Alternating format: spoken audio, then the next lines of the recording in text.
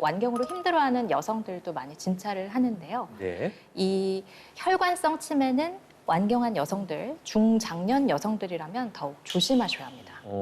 아니 왜 또 여성들이 또 왜 이렇게 또 그러니까요. 힘들어지나요? 네. 치매에서도 여자들이 그러면 더 위험해진다라는 말씀이세요? 맞습니다. 저도 같은 여자로서 참 속상한데요. 너무 억울한 거 아닙니까? 우리가 뭘 잘못했습니까, 선생님? 이게 에스트로겐의 문제입니다. 어. 이 에스트로겐은 우리 몸속에서 정말 많은 역할을 수행하는데 그중 하나가 콜레스테롤 수치의 균형을 돕는 겁니다.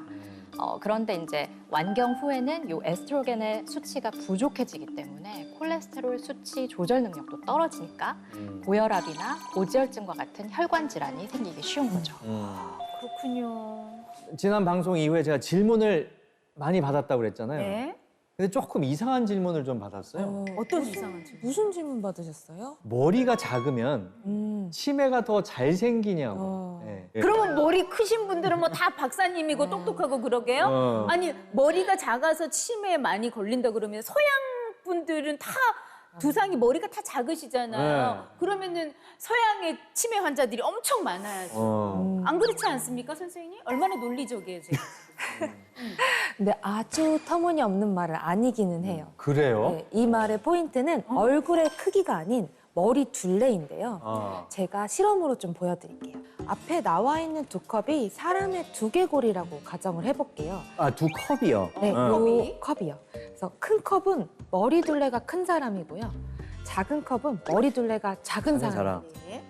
그리고 이 빨간 액상은 치매를 유발하는 베타 아밀로이드와 같은 독성 물질이라고 가정을 네. 해볼게요.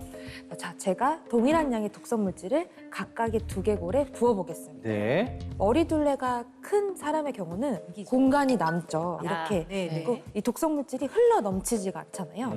여유가 있네. 아, 네, 네. 근데 머리 둘레가 작은 사람은 어떻겠어요? 제가 부어볼게요. 오, 넘쳤어요.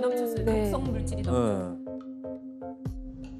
그러면 이제 실험을 본 바에 의하면 머리 둘레에 따라서 독성 물질을 수용할 수 있는 한계치가 다르다는 그런 얘기잖아요. 그렇죠? 역시 네. 찬민 씨 센스가 있으세요. 뇌에 동일한 양의 독성 물질이 생겼을 때 머리 둘레가 이렇게 작은 사람은요, 독성 물질로 이렇게 가득 차게 되죠. 예. 치매 발병률이 높아지게 됩니다. 근데 머리 둘레가 이렇게 큰 사람은요, 상대적으로 여유 공간이 있잖아요. 그래서 치매 발병률이 낮습니다. 그래서 실제 이를 바탕으로 한 연구 결과도 있고요.